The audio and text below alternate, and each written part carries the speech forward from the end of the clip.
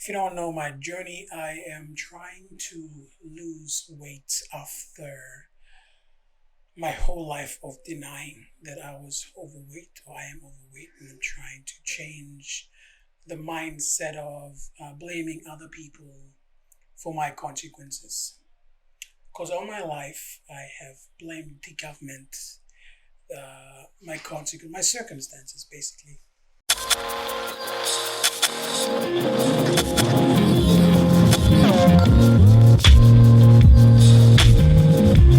you don't know me, my name is Matthias Mkeyoba, aka Yabil. Yabil is sort of like my company name, which is uh, my village name. And the story behind the name is it literally translates to Big Man or Big Man. Yeah. So I figured, why not? Right? Just call myself by my name that I'm already representing. But yeah, if you don't know my journey, I am trying to lose weight after my whole life of denying that I was overweight or I am overweight, and I'm trying to change the mindset of blaming other people for my consequences. Because all my life I have blamed the government, my circumstances, basically, to to the point where I've hit rock bottom, not once but many times. And I know saying this, you're probably looking at me thinking, what have you done? What have you accomplished that you're so keen on giving advice on? It's not as much as what I've accomplished, it's what I'm going to accomplish, and I'm taking you on the journey. And that is to lose all this weight, become someone in the future, hopefully elevate a few minds, help younger Papua New Guineans just like you watching get better at themselves. The bell's ringing is close to a church. Yeah, go to church if you're watching this. So the reason why I'm doing this and I'm putting out this content, if you don't know, is I don't know why I'm explaining to you, but just for clarity's sake, I want to help you be a better person, and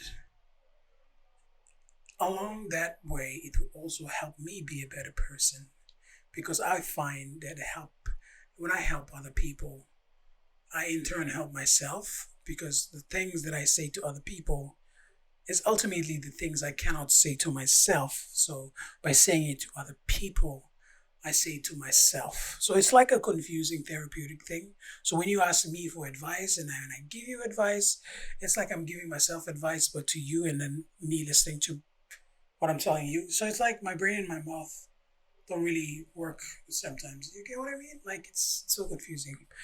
But anyway, that's where I'm at. I'm so grateful for the boys that I've met, like Shannon, Jordan, and all of these boys, Uncle Handsome and Rob and Sammy and all of the boys. Shout out to the boys, yo, a bunch of great boys.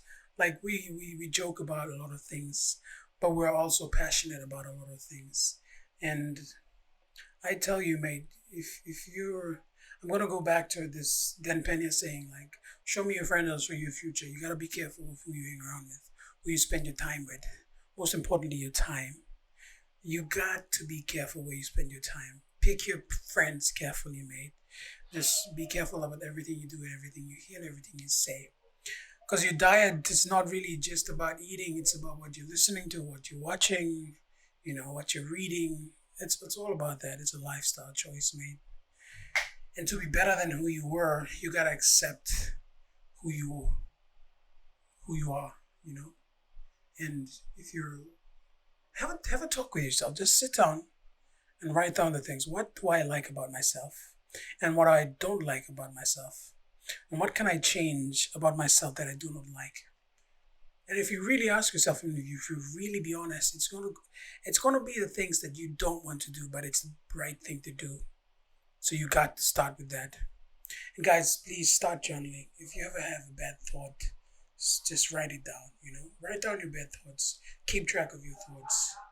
I know it's a lot. at first, but trust me, when you start doing it, when you make it in a habit, it'll become much, much easier. Because like 90% of our lives, we talk to ourselves.